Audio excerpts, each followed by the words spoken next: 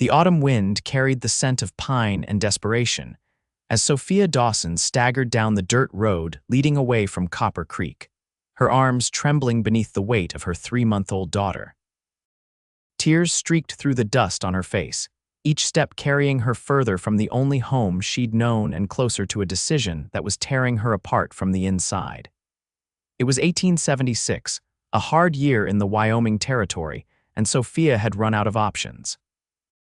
5 hours of walking had left her feet raw inside her worn boots, but she pressed on toward the next town.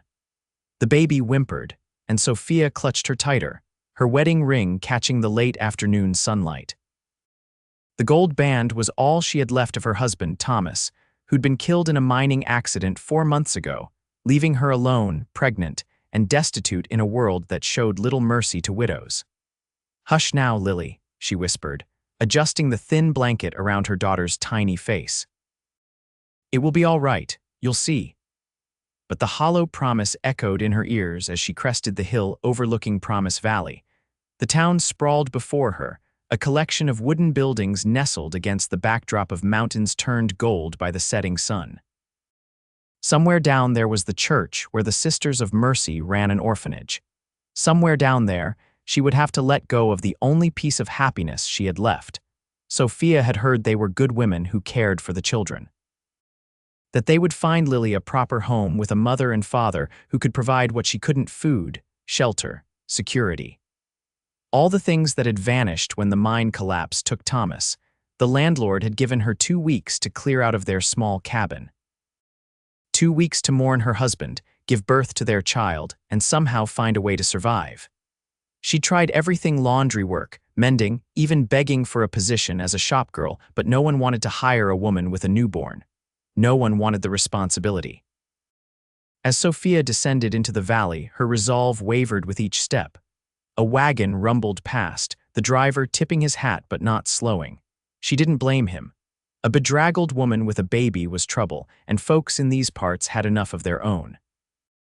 The church steeple came into view first, a white spire piercing the darkening sky. Sophia paused, drawing a ragged breath. Just a few more minutes and she would reach the church steps. Just a few more minutes before she would have to explain to a stranger why she was abandoning her child. The word made her flinch. Abandoning. Was there a more cruel term for an act of desperate love? "I'm doing this for you," she told Lily, whose blue eyes Thomas's eyes blinked up at her. "You deserve better than what I can give you." The church doors loomed before her sooner than expected. Sophia stood frozen on the bottom step, unable to move forward or back. Through the stained glass windows, she could see the flicker of lanterns and the shadowy movements of people inside. Evening service would be starting soon. Her arms tightened around Lily. 1 more minute, she told herself. 1 more minute to memorize the weight of her child, the smell of her skin, the perfect roundness of her cheeks. 1 more minute to be a mother.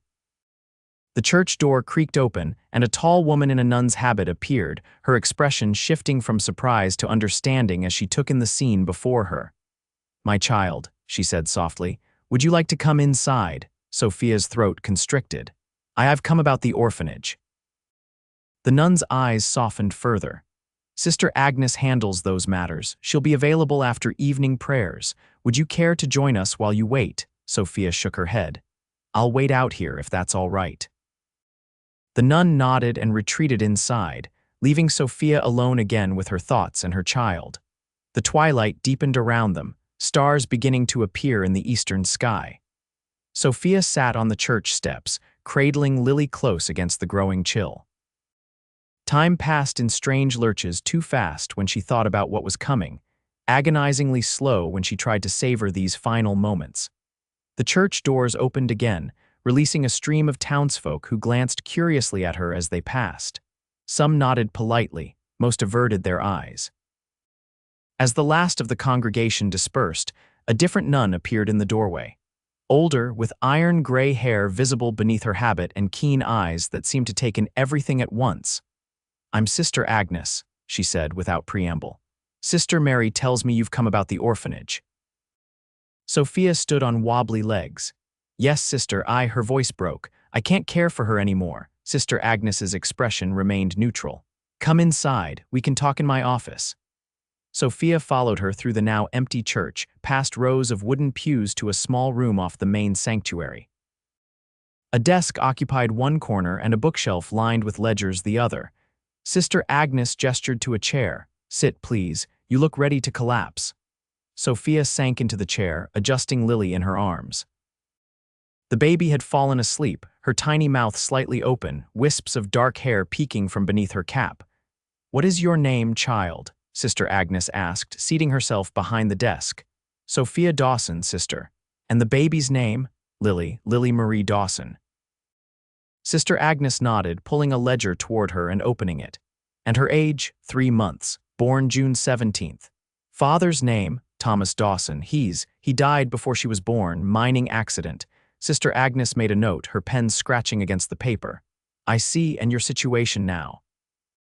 The question broke what remained of Sophia's composure. Tears slid down her cheeks as she explained her circumstances, the eviction, the fruitless search for work, the dwindling supplies that had forced her decision. I've tried everything, she finished, her voice barely above a whisper. But I can't watch her starve, I can't. Sister Agnes set down her pen. The orphanage is quite full, Mrs. Dawson. There was an outbreak of scarlet fever in Millstone, and we've taken in several children who lost their parents. She paused. However, we never turn away a child in need. Relief and grief tangled in Sophia's chest. Will she be adopted? By a good family. We do our best to place children with suitable families. Young infants are often chosen quickly. Sister Agnes's voice softened slightly. You should know that once you sign the surrender papers, you relinquish all rights to the child. The adoptive parents may choose to change her name. Sophia felt as though she'd been struck. Change her name. The thought of Lily growing up without even the name her father had chosen was almost more than she could bear. But what choice did she have? I understand, she managed. Sister Agnes pushed a document across the desk, along with the pen. Take your time, read it thoroughly. This is not a decision to be made lightly. Sophia stared at the paper, the words swimming before her eyes. Certificate of surrender. Such a simple title for a document that would sever her from her child forever. Her hand trembled as she reached for the pen. There are other options, Sister Agnes said quietly. Sophia looked up, hope flaring painfully. What options? There's a ranch about 10 miles west of here, the Galloway place. The owner's been looking for a housekeeper since his wife passed. It would include room and board for you and the child. Why would he hire me when no one else would? Xavier Galloway is different from most men around here. He judges people by their character, not their circumstances. Sister Agnes's lips curved in the faintest suggestion of a smile. And I may have put in a good word for you when I heard you were coming. Sophia blinked in confusion. You knew I was coming. How? Word travels, Mrs. Dawson. A young widow with a baby walking from Copper Creek. People notice. People talk. Sister Agnes stood. Sleep here tonight. Think about what you want to do. If you still wish to surrender the child tomorrow, I'll process the paperwork. If not, I'll point you toward the Galloway Ranch. Sister Agnes led her to a small room with a narrow bed, bringing a basin of warm water and a simple meal of bread and stew. Left alone, Sophia washed away the dust of travel and fed Lily before settling her in a makeshift cradle fashioned from a drawer. Sleep eluded Sophia as she weighed her options in the darkness. The idea of keeping Lily, of finding work that would allow them to stay together, seemed almost too much to hope for. But if this rancher needed help badly enough to hire a woman with a baby. Morning came too soon, gray light filtering through the small window. Sophia had barely slept, but her mind was clearer. She would try. One last attempt to keep her family, what remained of it, together. If it didn't work out, she could always return to the orphanage. She found Sister Agnes in the church kitchen, preparing breakfast for the orphans who peered curiously at Sophia from the long tables. I'd like to try the ranch, Sophia said without preamble. Sister Agnes nodded as if she'd expected nothing less. After breakfast, I'll draw you a map. 2 hours later, Sophia stood at a crossroads with Lily bundled against her chest, a crude map clutched in her hand, and a small package of provisions Sister Agnes had insisted she take. The nun had also pressed $2 into her palm for emergencies, she'd said firmly when Sophia tried to refuse. The road to the Galloway ranch stretched before her, a ribbon of dust winding through golden prairie grass toward distant hills. Sophia took a deep breath, adjusted her grip on Lily, and began walking west. The sun climbed higher as she walked, and despite the October chill, sweat dampened her collar. Lily grew fussy, requiring stops for feeding and changing. By midday, Sophia's optimism had begun to fade. The terrain had grown rougher, the hills steeper. Each time she crested a rise expecting to see the ranch, there was only more prairie, more hills. Late afternoon found her limping, a blister having formed on her right heel. Lily was crying again, hungry and uncomfortable after hours on the road. Sophia's arms ached from carrying her, but there was no place to rest except the hard ground. Just a little farther, she murmured, though she had no idea if that was true. Sister Agnes had said 10 miles, but Sophia had never been good at judging distances. As the sun began its descent toward the western mountains, panic rose in Sophia's throat. Had she missed a turn? Was she lost? The thought of spending the night exposed on the open prairie with Lily sent a shudder through her. Then, as she rounded a bend in the road, she saw a cluster of buildings nestled in a protected valley. Smoke rose from a chimney, and she could make out corrals with horses, a barn, and a 2-story house built of timber and stone. The Galloway Ranch. Relief made her steps lighter despite her exhaustion. She picked up her pace, wincing at the pain in her feet but determined to reach shelter before nightfall. As she approached the ranch yard, a dog began barking, alerting the inhabitants to her presence. A tall figure emerged from the barn, pausing to assess the unexpected visitor. Even at a distance, Sophia could tell he was a formidable man. Broad-shouldered and lean-hipped, he moved with the easy confidence of someone accustomed to hard work and harder decisions. As she drew closer, she could make out more details: dark hair streaked with gray at the temples, a face weathered by sun and wind, eyes the color of a winter sky. The dog, a rangy black and tan hound, circled her, still barking but with less conviction, as if uncertain whether she posed a threat. "Hush, Scout," the man commanded, and the dog immediately fell silent, retreating to his side. He studied her for a long moment before speaking. "You're a long way from anywhere, madam," Sophia swallowed, suddenly aware of how she must look dusty, disheveled, desperate. "Are you Mr. Galloway?" Xavier Galloway, surprise flickered across his face. "I am, and you are, Sophia Dawson. Sister Agnes from Promise Valley sent me. She said you might be looking for a housekeeper." His eyes narrowed slightly. "Did she now?" His gaze dropped to the bundle in her arms. "That your baby?" "Yes." "Her name is Lily. She's 3 months old." Xavier Galloway's expression remained unreadable. Sister Agnes didn't mention a baby. Sophia's heart sank. Of course, why would a bachelor rancher want the complication of an infant on his property? "I understand if that changes things." "I can go back, night's coming," he interrupted. "You'll stay for supper at least. We can talk about the position after you've rested." Before she could respond, he turned and walked toward the house, the dog trotting at his heels. After a moment's hesitation, Sophia followed. The interior of the house surprised her. She'd expected a bachelor's Spartan quarters, but instead found a well-maintained home with solid, comfortable furniture, clean floors, and curtains at the windows. A fire burned in the large stone fireplace, and the air smelled of coffee and something savory cooking. "Kitchen's this way," Xavier said, leading her through a doorway at the back of the main room. The kitchen was spacious and warm, dominated by a large cast iron stove and a wooden table that could seat 8. A pot bubbled on the stove, and a coffee pot sat on the warming shelf. "Stew's almost ready," Xavier said, moving to check the pot. "Biscuits need another few minutes." Sophia blinked in surprise. "You cook," a shadow of amusement crossed his face. "Had to learn after Margaret passed. It was that or starve. Margaret was your wife, 4 years gone now, pneumonia took her." He gestured to a chair. "Sit, you look dead on your feet." Sophia sank gratefully into the chair, Lily still nestled against her chest. The baby had finally fallen asleep, exhausted from the day's journey. Xavier poured coffee into a mug and set it before her. "Cream's in the pitcher, sugar's in the bowl. Thank you." Sophia added a splash of cream, warming her hands around the mug.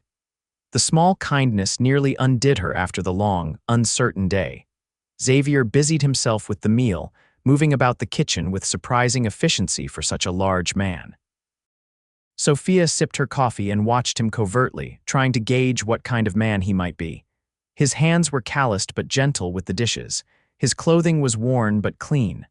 The house was tidy if not spotless. "How long you been on the road?" he asked without turning from the stove. "Since yesterday morning.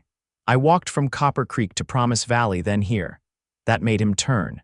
"You walked, with a baby?" Sophia nodded, too tired to elaborate. Xavier muttered something under his breath that sounded like a curse, though he seemed to catch himself. "Must have been important to get away from Copper Creek. My husband died in the mine collapse last spring. I couldn't find work. The landlord evicted us." Xavier pulled the biscuits from the oven and set them on the table along with the pot of stew and 2 bowls. "Eat," he said, taking the seat across from her. "We'll talk after."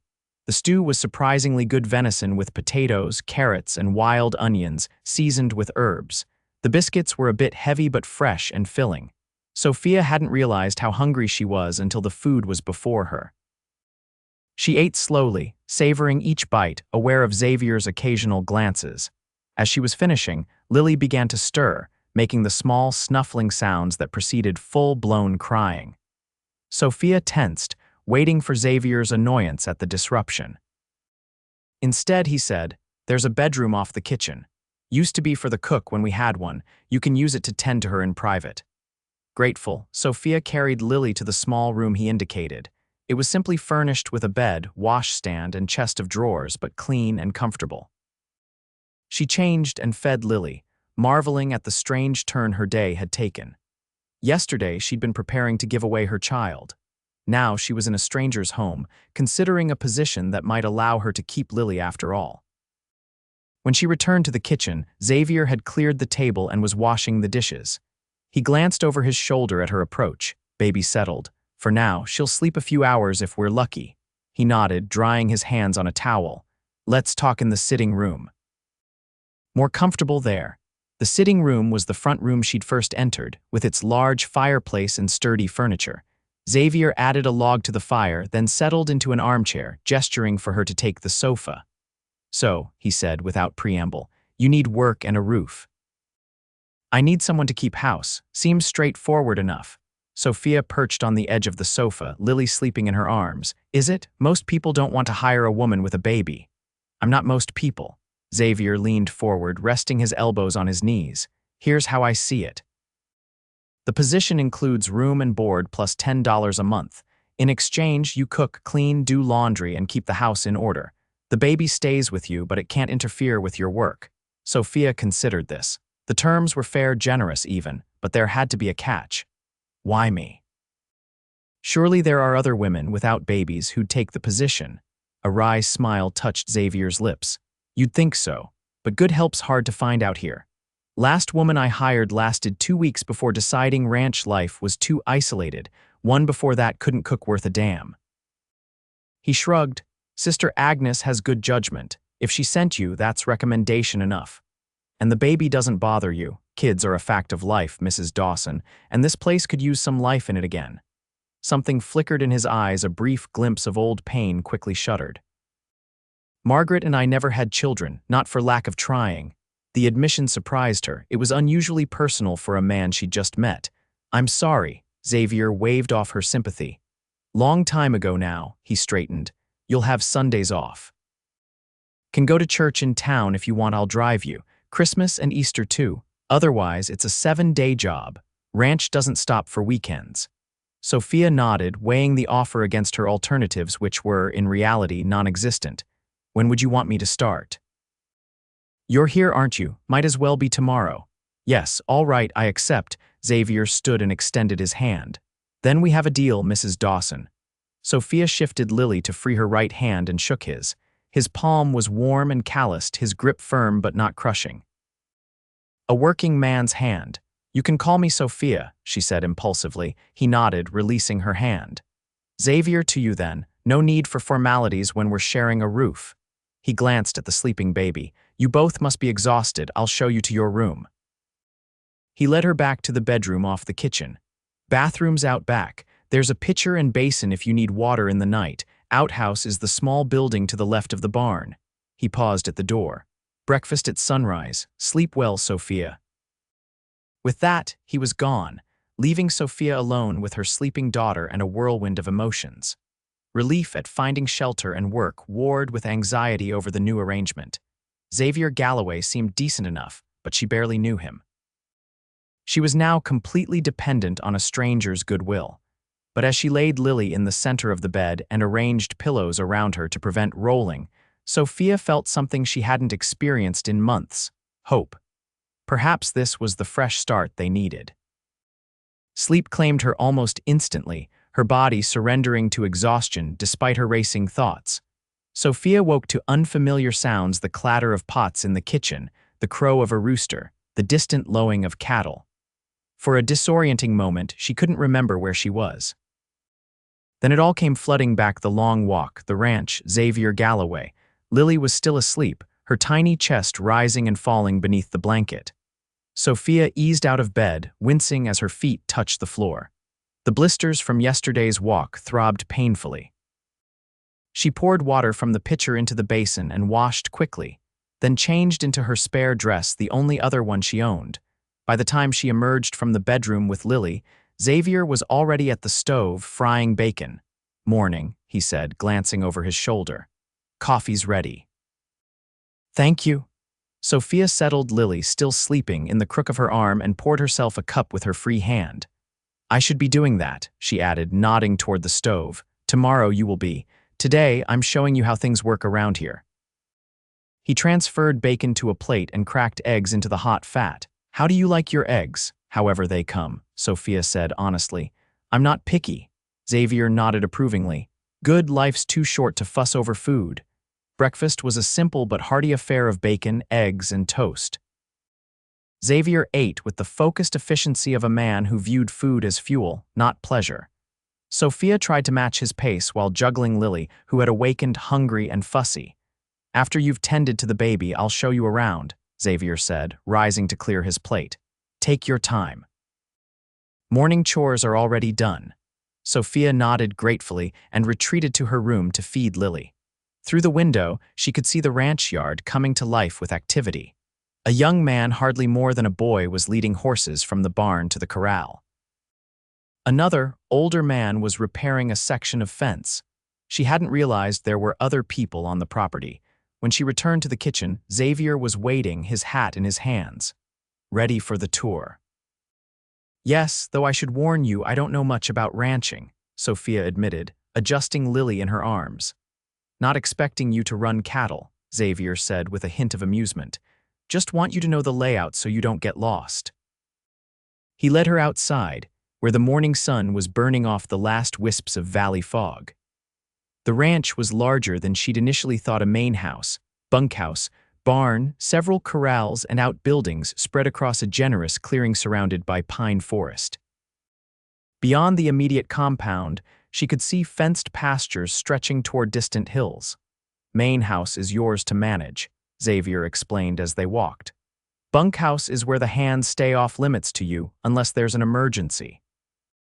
Same for the tack room in the barn, though you're welcome in the barn proper if you need something." "How many hands do you employ?" Sophia asked, curious about the other inhabitants of this isolated community. "3 full-time, plus seasonal help during calving and roundup. Jeb's been with me 15 years, he's my foreman. Lucas and Charlie are newer, been here about 2 years. Good men, all of them." As if on cue, the young man she'd seen with the horses approached, touching his hat brim respectfully. "Morning, boss, madam. Lucas, this is Mrs. Dawson."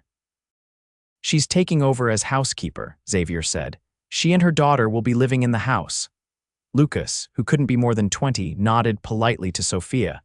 "Pleasure, madam. About time we had some civilizing influence around here." Xavier shot him a look that was half amused, half warning. "Don't you have horses to tend?" "Yes, sir, right away."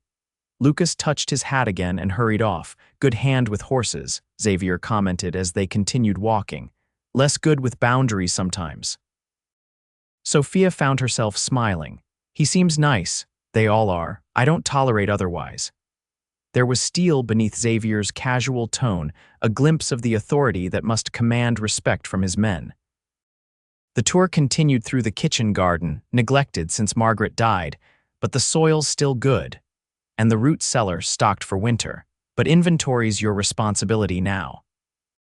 Xavier was thorough, showing her where everything was kept, explaining the rhythms of ranch life, the expectations for meals and laundry. By midday, Sophia's head was spinning with information, and her feet were protesting the additional walking. Xavier noticed her limping and frowned. "You're injured." "Just blisters," Sophia said quickly. "From yesterday's walk." Xavier's frown deepened. "Should have said something sooner. Sit down," he directed, pointing to a bench outside the kitchen door. "I'll fetch the medical kit." Before she could protest, he strode off toward the house. Sophia sank onto the bench, grateful for the chance to rest. Lily was growing heavy in her arms, fussing again despite having been fed twice already. Xavier returned with a wooden box and knelt before her. "Which foot's worse?" Sophia hesitated, uncomfortable with the intimacy of removing her shoes in front of him. "Really, it's not necessary. Infection's nothing to trifle with," Xavier cut her off. "Out here, a bad infection can kill you before you can reach a doctor." Put that way, Sophia couldn't argue. She carefully shifted Lily to her shoulder and extended her right foot. "This one's worse." Xavier gently removed her boot and stocking, revealing an angry blister on her heel, already broken and weeping. His expression remained neutral, but his touch was surprisingly gentle as he cleaned the wound with antiseptic, applied a salve, and bandaged it. "Other foot now," he said when he'd finished. The left wasn't as bad, a small blister that hadn't broken yet. Xavier treated it with the same care, then helped her put her stockings and boots back on. "Stay off them as much as you can today," he instructed, packing away the medical supplies. "Kitchen work can wait until tomorrow." "I should at least prepare supper," Sophia protested. "I can't earn my keep sitting down." Xavier gave her a measured look. "You'll earn your keep plenty in the days to come. No sense making yourself worse now." He stood. "I've got to check the north pasture. Will you be all right here for a few hours?" Sophia nodded, touched by his concern and slightly overwhelmed by it. Thomas had been a good husband, but he'd never been one to notice when she was tired or hurt. "We'll be fine." Xavier hesitated, seeming on the verge of saying something more, then simply nodded and walked away toward the barn. Left alone, Sophia adjusted Lily more comfortably in her arms and surveyed her new home. The ranch was well kept, but showed signs of a woman's absence: curtains faded by the sun, flower beds overrun with weeds, a general sense of functionality without comfort. It needed a woman's touch, as men so often said. The thought brought a small smile to her lips. Perhaps she and Lily were needed here after all. The next days fell into a rhythm that was both exhausting and satisfying. Sophia rose before dawn to prepare breakfast for Xavier and the hands, then spent her mornings cleaning and organizing the house, which had accumulated 4 years of bachelor neglect beneath its surface tidiness. Afternoons were devoted to laundry, mending, and preparing the evening meal. Throughout it all, Lily was her constant companion, napping in a makeshift cradle Xavier had brought down from the attic, Margaret's hope chest. He'd explained briefly, a shadow crossing his face at the mention of his late wife. The ranch hands kept their distance at first, wary of the new female presence in their domain. But gradually, they began to linger over coffee at breakfast, complimenting her cooking, even offering to fetch water or firewood when they saw her struggling with Lily in her arms. Xavier himself remained something of an enigma, courteous but reserved, absent for much of the day tending to ranch business. He ate whatever she prepared without complaint, answered her questions about household matters directly, and occasionally brought her wildflowers he'd found on his rides. "To brighten the table," he'd say gruffly, as if embarrassed by the gesture. 2 weeks into her employment, a storm blew in from the mountains, bringing howling winds and driving rain that soon turned to sleet. Sophia had just put Lily down for her afternoon nap when Xavier burst through the door, soaked to the skin and trailing muddy water across the floor she'd just scrubbed. "Sorry for the mess," he said, noticing her dismayed expression. Calf got separated from its mother in the storm. Had to bring it in. He gestured toward the barn. Jeb's with it now, but I need dry clothes and hot coffee before I go back out. Sophia hurried to stoke the fire while Xavier disappeared upstairs to change. She had coffee brewing and a pot of stew warming on the stove by the time he returned, his hair still damp but his clothing dry. "Sit," she urged, pouring him coffee laced with whiskey from the bottle he kept in the cupboard. "The stew will be hot in a minute." Xavier sank into a chair at the kitchen table, wrapping his hands around the mug. "Thank you," he said, his voice rough with cold and fatigue. "Been a hell of a day." Sophia placed a bowl of stew before him, then hesitated. "Will the calf be all right?" "Should be. It's weak, but breathing well." He took a spoonful of stew, closing his eyes briefly in appreciation. "This is good, really good." "My mother's recipe," Sophia said, pleased by the compliment. "She always said a good stew could cure most troubles." Smart woman. Xavier ate steadily, color returning to his face as the food and fire worked their magic. When he'd finished, he pushed the bowl away with a contented sigh. "Best meal I've had in years." Sophia felt a flush of pride as she cleared his dishes. "There's apple cobbler for dessert if you'd like some before you go back out." "You've been busy," Xavier observed, watching her move about the kitchen. "House looks different, smells different too. I hope that's a good thing." "It is." His eyes followed her, thoughtful. "You're settling in all right, you and the baby." "Yes, very well, thank you." Sophia set a plate of cobbler before him. "Everyone's been kind." Xavier nodded, seemingly satisfied. "Good, that's good." He ate a few bites of cobbler, then said abruptly, "There's a trunk in the attic. Margaret's things, dresses and such, might be some that would fit you, better than wearing the same 2 dresses all the time." Sophia froze in the act of wiping down the counter. "I couldn't, she'd want them used," Xavier interrupted. "No sense in good cloth going to waste." Put that way, it was hard to refuse. Sophia's dresses were showing the strain of daily wear, and she had no money to buy fabric for new ones. "If you're certain." "I am." Xavier stood, scraping back his chair. "I'll bring the trunk down tomorrow. Take what fits, leave the rest." He paused at the door, looking back at her. "Storm's likely to last through the night. If the baby wakes and needs anything, I'm just upstairs." Before she could respond, he was gone, back out into the storm to check on the rescued calf. Sophia stood in the warm kitchen, listening to the wind howl around the eaves, feeling strangely moved by Xavier's gruff kindness. True to his word, the next morning Xavier brought down a large trunk from the attic and set it in her bedroom without ceremony. "Do with it what you will," he said, and left her to explore its contents alone. Opening the trunk felt oddly intimate, like peering into another woman's life. Margaret Galloway's dresses were of good quality, sturdy cotton for every day, a few finer pieces for Sundays, all well made and carefully preserved. There were also undergarments, a winter coat, boots, and a beautiful hand-knitted shawl in soft blue wool. Sophia selected a few everyday dresses that looked closest to her size, setting aside the fancier items and anything that seemed too personal. She was folding the trunk closed when her hand brushed against something hard in the bottom corner. Curious, she investigated and found a small wooden box. Inside were keepsakes, a dried flower pressed between glass, a man's pocket watch, a hand-drawn portrait of a young Xavier, his face less weathered but his eyes the same piercing blue. Beneath these was a stack of letters tied with faded ribbon. Sophia quickly closed the box and tucked it back where she'd found it, feeling like an intruder in Margaret's private memories. The storm passed, leaving behind mud and swollen streams but no serious damage to the ranch. Life resumed its rhythm. With one significant change, Xavier began spending more time at the house. He still rode out each day to check the herds, but he returned for the midday meal when he could, and in the evenings, he lingered at the table rather than retreating to his study. One evening in early November, with the first real cold of winter setting in, Xavier surprised Sophia by appearing in the kitchen doorway with a wooden cradle. "Made this today," he said, setting it down carefully. "Thought the little one might sleep better in a proper bed." Sophia stared at the cradle, speechless. It was beautifully crafted of polished pine, with gentle rockers and even a small canopy to shield a baby's face from drafts. "You made this, today," Xavier shrugged, looking almost embarrassed. "Had the wood, wasn't doing anything else with it."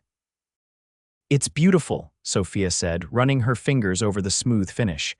"I don't know how to thank you. No need for thanks, just practical." But there was a softness in his eyes that belied his matter-of-fact tone.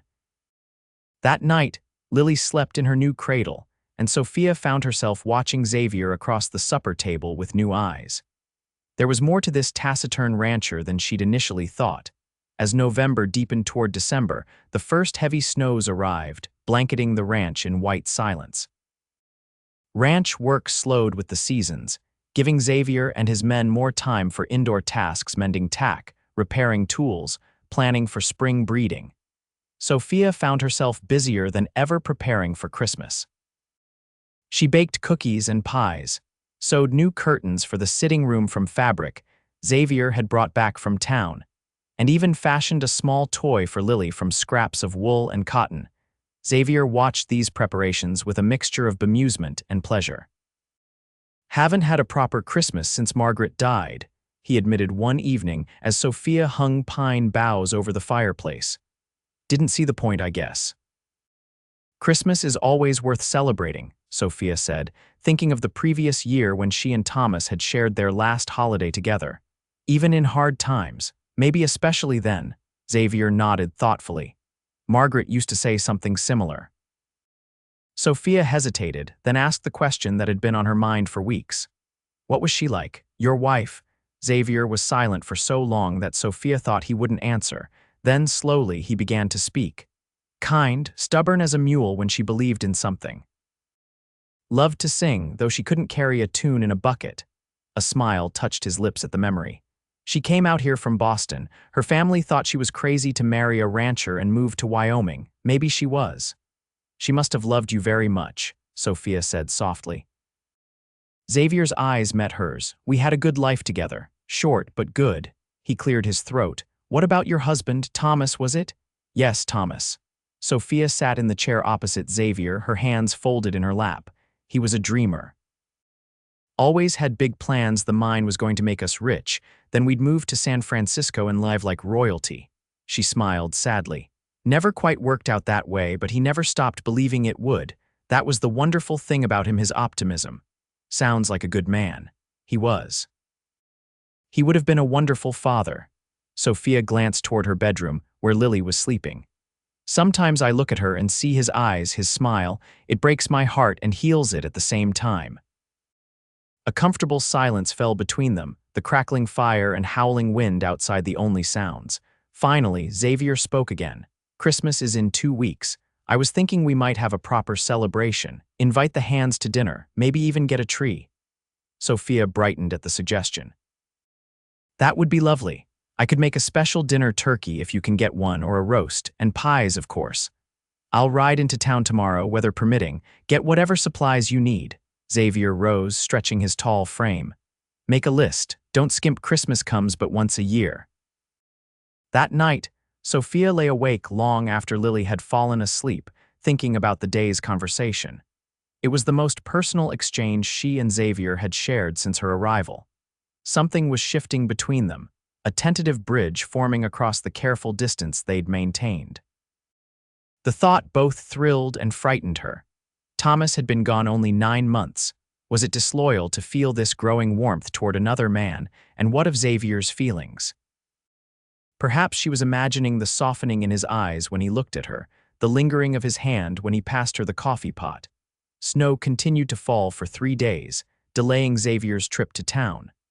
When it finally stopped, the world outside was transformed into a glittering white expanse. Xavier announced at breakfast that he and Jeb would attempt the journey to Promise Valley. "Should be back by nightfall," he told Sophia as he pulled on his heavy coat, "unless the road's completely impassable." "Be careful," Sophia said, handing him a package of bread and cheese for the journey. "We need you back in one piece." Something flickered in Xavier's eyes at her words. "We," Sophia felt heat rise to her cheeks. "Lily and I, and the ranch, of course."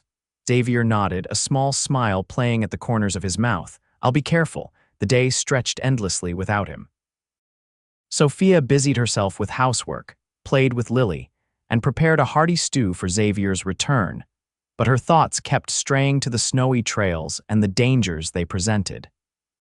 By late afternoon, with no sign of the men and the daylight fading, her worry had blossomed into full-fledged anxiety. Lucas found her at the kitchen window, peering anxiously into the gathering dusk. "They'll be fine, madam," he assured her. "Boss knows these trails better than anyone." "And Jeb's with him." "Of course," Sophia said, trying to sound confident. "I'm just wondering if I should keep supper warm." Lucas grinned, not fooled. "I'd say so. They'll be hungry when they get back." It was fully dark when the sound of horses in the yard brought Sophia rushing to the door. Xavier and Jeb appeared out of the swirling snow, their horses laden with supplies, their beards crusted with ice. "Inside, both of you," Sophia ordered, relief making her voice sharper than intended, "before you freeze solid." The men stomped snow from their boots and entered gratefully, bringing a blast of cold air with them. Jeb, a weathered man in his 50s with kind eyes and a permanent squint, nodded respectfully to Sophia. "Evening, Mrs. Dawson. Sorry we're late. Trail was worse than expected." "As long as you're safe," Sophia said, taking their coats and hanging them by the fire to dry. "Sit, I'll bring coffee and stew." While the men thawed by the fire, Sophia bustled about the kitchen, her heart lighter now that Xavier was home safe. Home. The word echoed in her mind. When had she begun thinking of the ranch as home? After Jeb had eaten and departed for the bunkhouse, Xavier remained at the table, watching Sophia wash the dishes. "Got everything on your list," he said, "and a few extras. Thank you, I'll unpack it all tomorrow. There's something else." Xavier reached into his pocket and withdrew a small package wrapped in brown paper. "For you." Surprised, Sophia dried her hands and took the package. "What's this?" "Open it and see." Inside was a beautiful tortoiseshell comb for her hair, carved with delicate flowers. Sophia ran her fingers over it, touched beyond words. "It's lovely. But you shouldn't have saw it in the general store. Thought it would look nice in your hair." Xavier's voice was gruff, his eyes avoiding hers. "Just a small thing." But it wasn't a small thing, and they both knew it. It was a gift given not out of necessity or practicality, but simply because he'd wanted to please her. Sophia's throat tightened with emotion. "Thank you," she said softly. "I'll treasure it." Their eyes met, and for a moment, something unspoken passed between them, acknowledgement of the changing nature of their relationship, the tentative feelings neither was quite ready to name. The moment was broken by Lily's cry from the bedroom. Sophia smiled apologetically. "Duty calls." Xavier nodded, rising from the table. "I'll bring in the supplies. We can sort them tomorrow." As Sophia tended to Lily, she found herself humming a lullaby, the tortoiseshell comb sitting on her bedside table like a promise of things to come. The days leading up to Christmas passed in a flurry of preparation.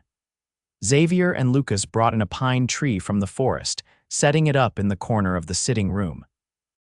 Sophia decorated it with strings of dried berries, paper ornaments she'd crafted in spare moments, and a few glass baubles Xavier had purchased in town on Christmas Eve. The house was filled with the aroma of roasting turkey, baking pies, and mulled cider. Sophia had spent days preparing for the feast, determined to make it a celebration to remember. She'd even sewn a small dress for Lily from one of Margaret's old petticoats, embroidering the collar with tiny red roses.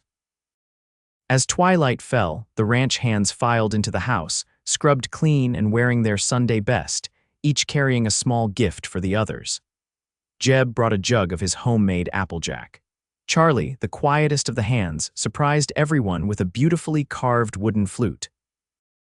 Lucas had crafted corn husk dolls for each of them, including the little miss, he said, presenting Lily with a doll dressed in a calico scrap. Dinner was a boisterous affair, with stories and laughter flowing as freely as Jeb's applejack.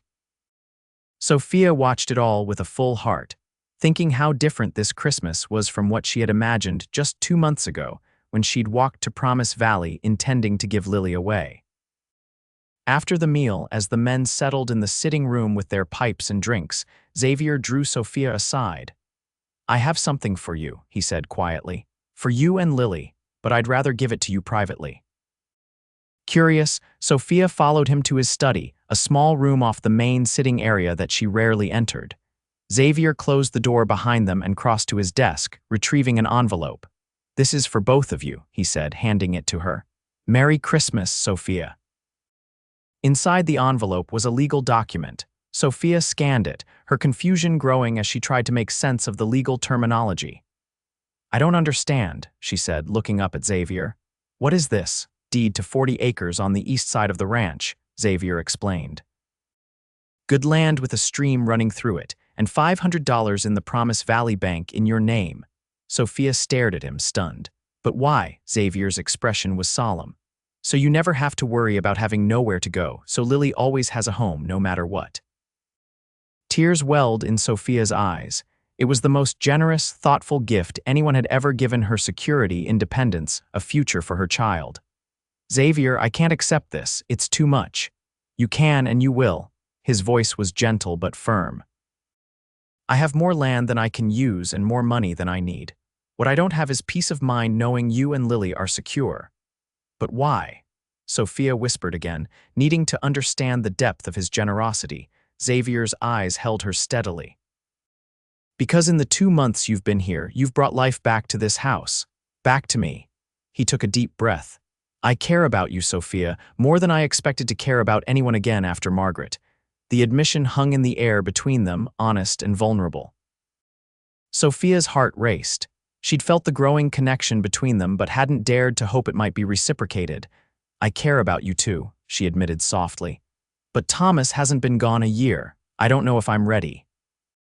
"I'm not asking for anything you're not ready to give," Xavier assured her. "Just accepting the gift. The rest can wait until you're ready, if you ever are." Sophia looked down at the deed in her hands, overwhelmed by the gesture and what it represented. "Thank you," she said finally. "Not just for this, but for everything. For giving us a home when we had nowhere else to go." Xavier's smile was warm. "You gave as much as you got, Sophia, maybe more." They rejoined the Christmas celebration, their shared secret adding a new dimension to the evening. As Sophia looked around at the laughing, contented faces, Jeb telling an outrageous story, Lucas playing with Lily, Charlie softly playing his new flute, she felt a profound sense of belonging. This unexpected family they'd formed was a Christmas miracle she could never have anticipated. Late that night, after the hands had returned to the bunkhouse and Lily was asleep in her cradle, Sophia and Xavier sat alone by the fire, the remains of the Christmas cake between them. "I have something for you too," Sophia said, suddenly shy. "It's not land or money, but—" She retrieved a package from beneath the tree and handed it to Xavier. He unwrapped it carefully to reveal a hand-knitted scarf in deep blue wool, the same shade as his eyes, though she didn't say so. "I unraveled one of my old shawls," she explained. "It wasn't much use anymore, and I thought you could use something warm for winter riding." Xavier ran his fingers over the soft wool. "You made this for me?" "Yes, is it all right? It's perfect." His voice was rough with emotion. "No one's made me anything in years." Impulsively, Sophia reached across and took his hand. "Merry Christmas, Xavier." His fingers closed around hers, warm and strong. "Merry Christmas, Sophia." The winter months that followed were a time of deepening bonds. January brought brutal cold and howling blizzards that kept everyone close to home. February saw the first calves of the season born in the sheltered barn, with all hands working day and night to ensure their survival. Through it all, Xavier and Sophia grew closer, their relationship evolving naturally from employer and employee to friends and, gradually, to something more. They never spoke directly of their feelings, but the signs were there in the way Xavier's hand would linger when he helped Sophia into the wagon for Sunday trips to church, in the quiet conversations they shared by the fire after Lily was asleep, in the special smile Sophia reserved just for him. As March arrived with its promise of spring, Xavier began spending more time with Lily, bouncing her on his knee as she giggled, reading to her from the newspaper as though she could understand, fashioning simple toys from bits of wood. Sophia watched these interactions with a heart so full it sometimes felt it might burst. "She adores you," Sophia observed one evening as Xavier returned a sleepy Lily to her arms. "Smart girl." Xavier replied with a wink that made Sophia blush like a schoolgirl. But for all the joy of these months, Sophia was increasingly aware of the ambiguity of their situation. She was still, officially, Xavier's housekeeper. He had given her land and money, ensuring her independence, but they had never defined what they were to each other now. The question came to a head in early April when a letter arrived from Copper Creek. It was from Mrs. Abernathy, the shopkeeper's wife who had been one of the few people to show Sophia kindness after Thomas's death. "What is it?" Xavier asked, noticing Sophia's frown as she read the letter at the breakfast table. "Mrs. Abernathy writes that a man has been asking about me in Copper Creek, a Mr. James Whittaker." Sophia looked up, puzzled. "Apparently, he's a cousin of Thomas's from back east. He's looking for me and Lily." Xavier's expression darkened. "What does he want?" "According to Mrs. Abernathy, he says Thomas's parents sent him to find us. They only just learned of Thomas's death and want to meet their grandchild." Sophia set the letter down. "I never met Thomas's family. He was estranged from them. They disapproved of him coming west to mine. And now they want to claim his child." Xavier's voice held a note of suspicion. "I don't know. The letter says this Mr. Whittaker is staying in Promise Valley now, asking after us." Xavier was silent for a long moment. "Will you see him?" "I suppose I should, for Lily's sake. Her grandparents are her family, after all." Something flashed in Xavier's eyes, hurt, perhaps, or fear. "Yes, of course." The following Sunday, after church in Promise Valley, Sophia arranged to meet James Whittaker at the hotel dining room. Xavier insisted on accompanying her, though he agreed to wait at a separate table while she spoke with Thomas's cousin. James Whittaker proved to be a slight, scholarly-looking man in his 30s, with the same blue eyes as Thomas, but none of his easy charm. He rose when Sophia approached, Lily in her arms. "Mrs. Dawson, I'm James Whittaker. Thank you for agreeing to meet me."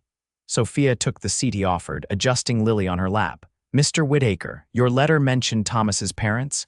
"Yes." "My aunt and uncle were devastated to learn of Thomas's passing. They had always hoped for a reconciliation." James studied Lily with interest. "And then to discover he had a child, their only grandchild. It was quite a shock." "What exactly do they want, Mr. Whittaker?" Sophia asked directly. James cleared his throat. "They would like you and the child to return east with me. They're prepared to provide a home for you both, an allowance, educational opportunities for the girl as she grows." Sophia blinked, taken aback by the proposal. "They want us to live with them." "People I've never met. They want to know their son's child," James said simply, "and to make amends for the rift with Thomas." Across the room, Sophia was acutely aware of Xavier watching them, his face unreadable. "This is unexpected," she said carefully. "I would need time to consider such a proposal. Of course, I'll be in Promise Valley for another week." James handed her a card with the hotel's information. "Please let me know your decision as soon as possible. My aunt and uncle are elderly and anxious for resolution." The ride back to the ranch was silent, both Sophia and Xavier lost in their own thoughts. It wasn't until after supper, with Lily asleep and the house quiet, that Xavier finally spoke of the meeting. "What will you do?" he asked, staring into the fire rather than at her. Sophia sat beside him on the sofa, close enough to feel the warmth of him but not touching.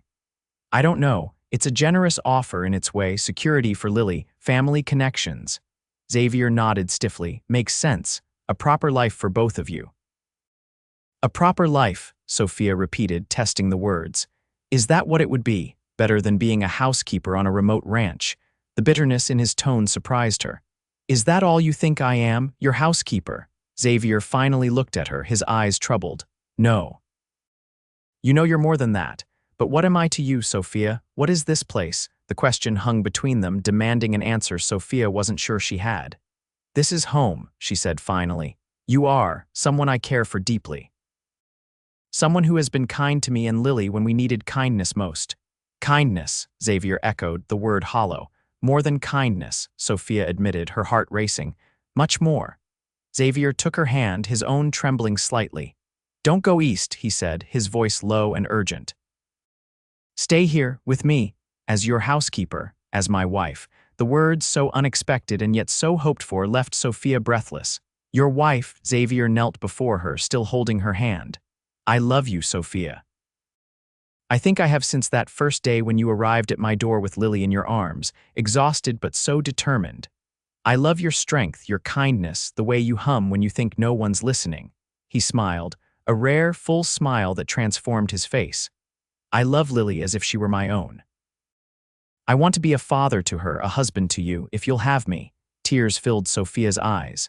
"Oh, Xavier, are you sure? I'm a widow with a child, with nothing to bring to a marriage except complications."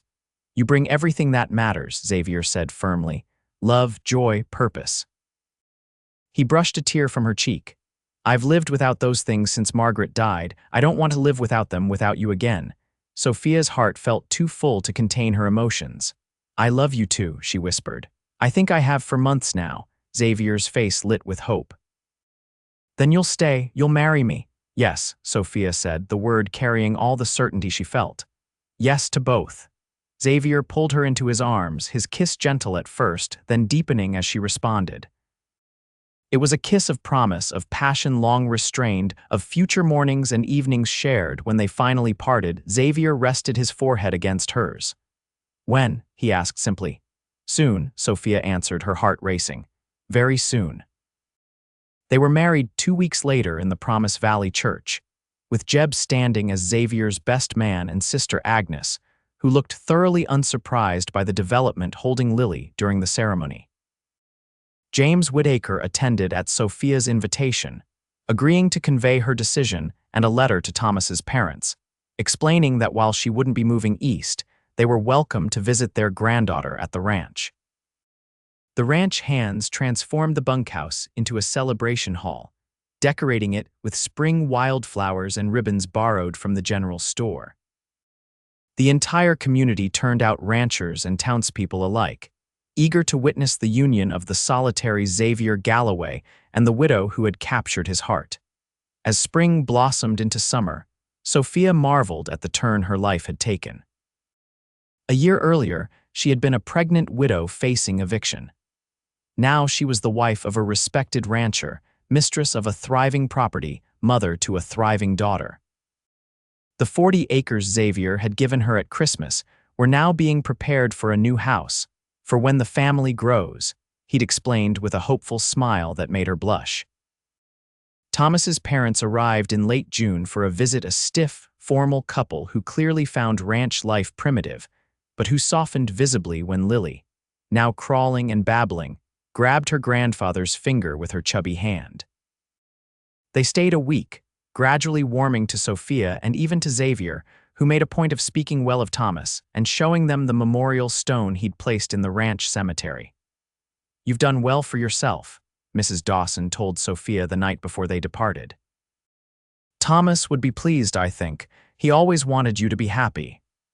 The words were a blessing Sophia hadn't known she needed. That night, as she and Xavier lay together in the darkness of their bedroom, Lily sleeping peacefully in her cradle nearby, Sophia felt a sense of completion, of circles closing and new ones beginning. "What are you thinking?" Xavier murmured, his fingers tracing patterns on her bare shoulder. "That I'm happy," Sophia answered truthfully. "Happier than I ever thought I'd be again after Thomas died." Xavier's arms tightened around her. "I want to make you happy for the rest of our lives." "You will," she assured him, nestling closer. "You already do." The thought returned to her often in the years that followed during the birth of their son the following spring, at the groundbreaking for the new school Xavier funded in Promise Valley, on quiet evenings watching their children play in the yard of the home they'd built together. Sometimes in quiet moments, Sophia would remember that long walk to Promise Valley, the weight of Lily in her arms, the desperation that had driven her to consider giving away her child. How different life would have been if she'd signed those surrender papers, if Sister Agnes hadn't mentioned the Galloway Ranch, if Xavier hadn't seen in a bedraggled widow and her infant the family he'd always wanted. But mostly, she looked forward, not back. To seasons of planting and harvest, to children growing and learning, to a love that had found her when she least expected it and most needed it. In the wild, unforgiving landscape of Wyoming Territory, Sophia had discovered that second chances were possible, that endings could become beginnings, that hope could be found in the most unlikely places. One autumn day, almost exactly 5 years after she'd first arrived at the ranch, Sophia stood on the porch watching Xavier teaching Lily to ride her new pony, their son William toddling after them, determined to join the fun. The ranch had prospered under Xavier's management, expanding to include new pastures and herds. The house had grown too, with rooms added for the children and guests. As she watched her family, Sophia's hand rested on her belly, where a new life was just beginning to make itself known. She hadn't told Xavier yet, saving the news for their anniversary the following week. Another child, another beginning, the pony bolted unexpectedly, startling Lily. Before Sophia could cry out, Xavier had scooped the girl into his arms, holding her close as she dissolved into tears more of fright than hurt. "It's all right, Lily girl," he soothed, carrying her toward the house. "Everyone falls sometimes. The important thing is getting back up." William, seeing his sister crying, began to wail in sympathy. Sophia hurried down the steps to gather him up, meeting Xavier halfway. "Is she hurt?" Sophia asked, concerned. "Just scared," Xavier assured her. "She'll be back on that pony tomorrow, mark my words. She's got your determination." Lily raised her tear-streaked face from Xavier's shoulder. "Papa says I'm brave like you, Mama." "Papa's right," Sophia said, her heart swelling at the simple word Papa. No qualifications, no explanations, just love, pure and complete. Later that night, after the children were asleep, Sophia and Xavier sat on the porch swing, watching the stars emerge in the vast Wyoming sky. His arm was around her shoulders, her head resting against him in the comfortable silence of a love that had deepened with time. "Do you ever think about that first day?" Xavier asked suddenly. "When you came walking up to the ranch," Sophia smiled, remembering. "Sometimes I was so desperate, so afraid." "You were the bravest person I'd ever seen," Xavier corrected. "Walking all that way with a baby, looking for a way to keep going." "I almost didn't," Sophia admitted. "I almost gave up, almost gave her up." Xavier's arm tightened around her. "But you didn't, because of you, because you gave us a chance." "We gave each other a chance," Xavier said softly. "Best decision I ever made." Sophia turned in his arms, looking up at the face she had grown to love so deeply, the lines etched by sun and laughter, the blue eyes that saw her completely, the mouth that spoke truth even when it was difficult. "I love you, Xavier Galloway." "And I love you, Sophia Galloway." He kissed her, tender and familiar. "Always will." In the distance, a coyote called to its mate, a lonely sound made beautiful by its answer. The ranch slept around them, peaceful under the star-filled sky. Tomorrow would bring new challenges, new joys, the endless work of building a life together. But tonight, in this moment, all was as it should be. Sophia rested her head against Xavier's shoulder, feeling the steady beat of his heart, thinking of the new life growing within her, of the family they had built from broken pieces and brave chances. This was what Thomas had meant when he'd talked about dreams coming true, not wealth or cities, but love that sustained through hardship, joy that defied sorrow, home found in the most unexpected places. 5 years ago, she had tried to give her baby away, seeing no other path forward. And this man had placed that child back in her arms and called her our child, beginning a journey neither of them could have imagined. What a journey it had been. What a journey still lay ahead.